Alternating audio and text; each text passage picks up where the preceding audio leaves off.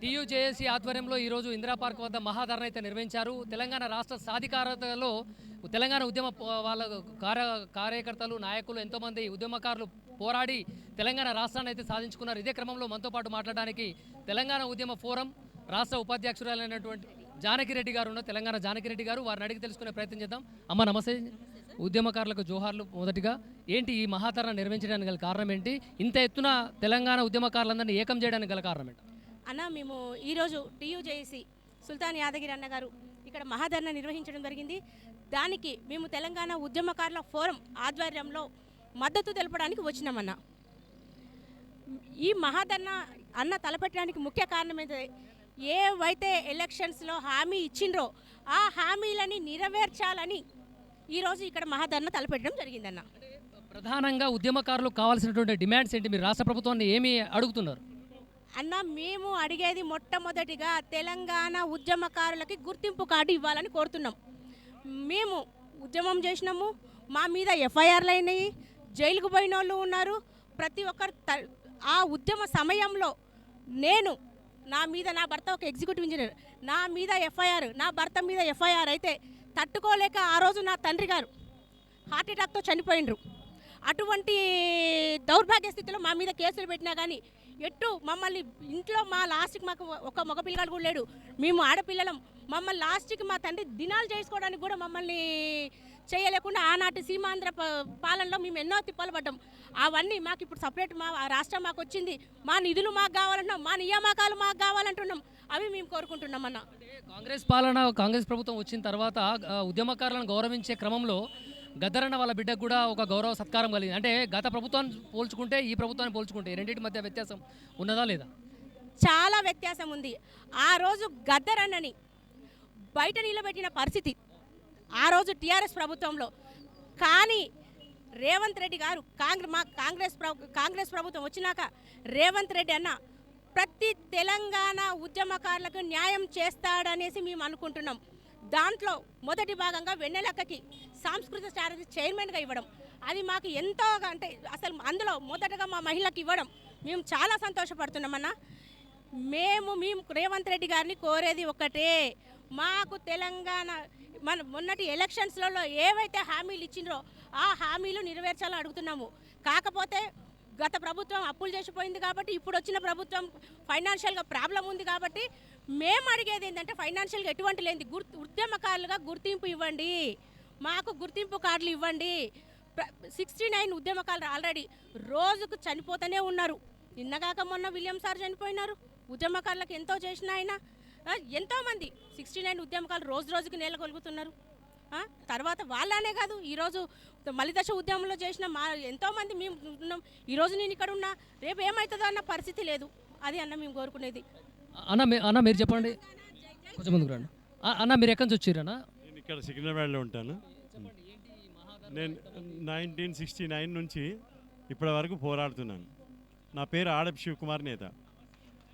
మేము మాకు కావాల్సినవి ఏవైతున్నాయో అవి మాత్రమే అడుగుతున్నాం. అది కూడా వారు మన సీఎం గారు ఏవైతే సంక్షేమ పత్రాలు చేసిండో, అదే వాళ్ళ వాగ్దానాలు చేసిండో ఆ వాగ్దానాలు మాత్రమే అడుగుతున్నాం. మాకు పదవులు వద్దు, అధికారాలు వద్దు, ఎటువంటి ఇది కూడా మాకు అవసరం లేదు. మాకు ఏదైతే ఆయన అన్నాడో 250 గజాల స్థలం ఇస్తానని, భూమో స్థలమో ఇల్లో, తర్వాత 25,000 పెన్షన్ ఇస్తానని. సరే, 25,000 పెన్షన్ కాకుండా ఇంకేమైనా తక్కువ చేసో ఎక్కువ చేసో మరి ఆయన అనుకూలాన్ని బట్టి, సీఎం గారి అనుకూలాన్ని బట్టి ఆయన ఇస్తే మాకు సరిపోతుంది. ఇంకొకటి ఏంటంటే, మాకు మెయిన్ పాయింట్ ఏంటంటే, మాకు కావాల్సింది ఏముందంటే గుర్తింపు కార్డు. గుర్తింపు అంటే ఇప్పుడు మా ఏరియా ఉంది, ఒక బస్తీ, ఒక కాలనీ, ఒక పేట, ఏదో ఒక ఏరియాలో మేము ఉంటున్నాం, నివాసిస్తున్నాం. అది రెంట్ హౌసే మాకు. ఆ రెంట్ హౌస్ ఏరియాలో మేము బ్రతుకుతున్నాం, ఏదో విధంగా కష్టమో నష్టమో బ్రతుకుతున్నాం. కానీ అక్కడ ఉన్న ప్రజలు ఏమంటారంటే, మీరు ఉద్యమకారులు కదా, మరి ఉద్యమకారులకు మీకు గుర్తింపు కార్డు లేదు, అయితే మీరు ఉద్యమకారులు ఎలాగవుతారు? కనీసం మీకు పెన్షను లేదు, స్థలము లేదు, ఏమి లేకుండా ఉద్యమకారులని చెప్పుకోవడానికి మాత్రమే ఉంది.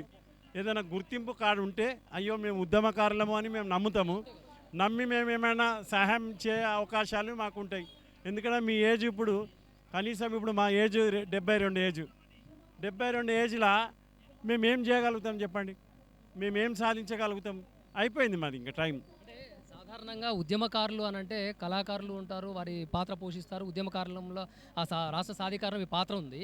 అయితే వారి జీవన స్థితిగతులు ఏ విధంగా ఉంటాయి జనరల్గా? అంటే వారు ఆడంబరంగా జీవిస్తుంటారా, లేకుంటే ఇబ్బందులు పాలవుతుంటారా? అది చెప్తాను.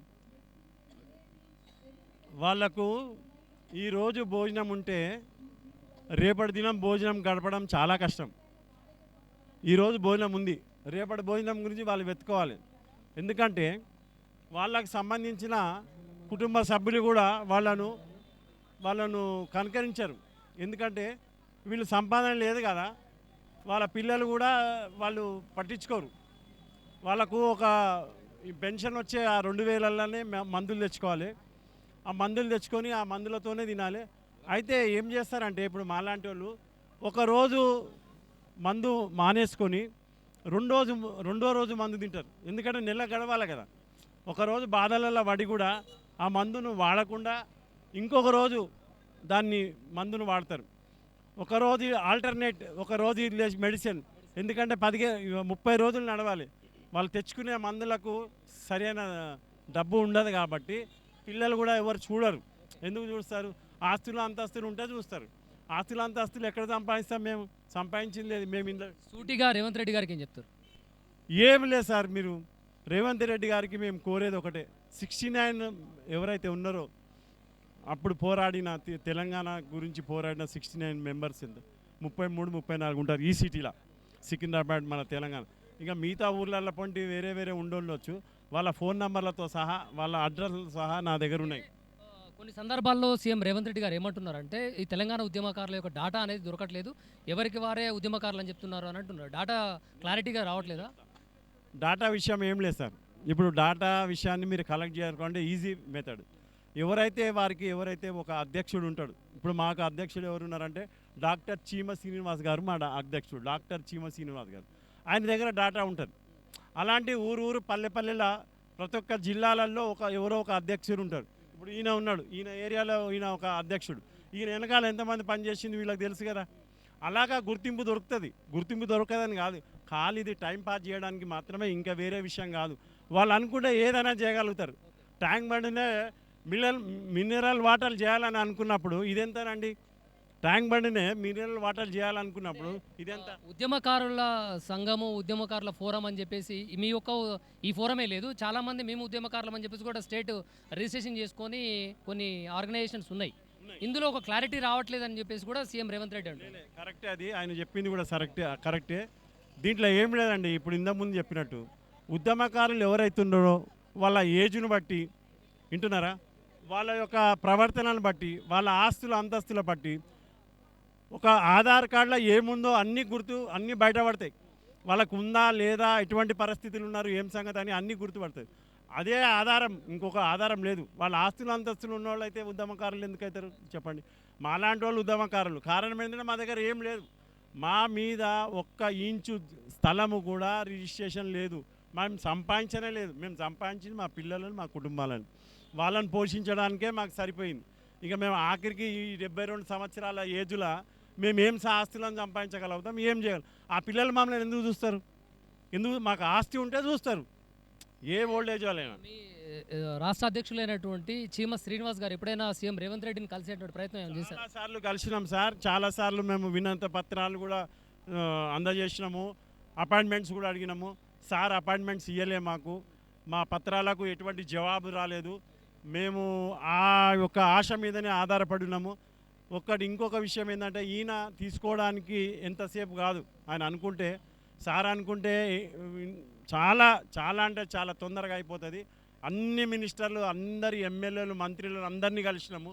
ప్రతి ఒక్కరు ఒకటి ఏమే అంటున్నారంటే తప్పనిసరిగా మేము చేస్తామని అంటున్నారు. కానీ మరి ఇంతవరకు 2 సంవత్సరాలు అయిపోయింది, ఇంతవరకు ఏమీ లేదు. అంటే ఈ మహాధరణ తర్వాత ప్రభుత్వం దృష్టికి వెళ్ళింది అనుకోండి, మీ గోడు వినాలి అని అనుకుంటే, ఒకవేళ వారు పట్టించుకోకపోతే ఏం చేస్తారు? మరి పట్టించుకోకపోతే మళ్ళీ ధరణ స్టార్ట్ చేస్తాం. మళ్ళీ ఇలాగే చచ్చిపోతున్నాం కదా, ఇంకేముందని మా ఏజు. చావడానికి రెడీ ఉన్నాం కదా, చావడానికి రెడీ ఉన్నారు పిల్లలు, ఎవరు చాలాలో వాళ్ళు ఉన్నారు. చావడానికి రెడీ ఉన్నాం కాబట్టి మళ్ళీ ధరణ చేస్తాం. ఈ ధరణ మాత్రం మేము అంతమే ధర్మ అది. అంటే మేము చనిపోవడానికి కూడా పూనుకొని నిర్ణయం చేసుకొని సెటిల్ చేసుకొని ధర్నా చేస్తాం. కాబట్టి ఆయన ఇది గుర్తించుకుంటే మళ్ళా కాంగ్రెస్ నిలబడుతుంది, లేకపోతే కాంగ్రెస్ నిలబడదు. ఇది మాత్రం 101% మా ఉద్యమకారుల అందరి ఉద్దేశాలు ఇవే. ఇదే మా ఆఖరి విన్నపం. దయచేసి మా మీద కనుకరించి మాకు మీరు ఏదైతే అన్నారో అది మాకు ఇస్తే చాలు.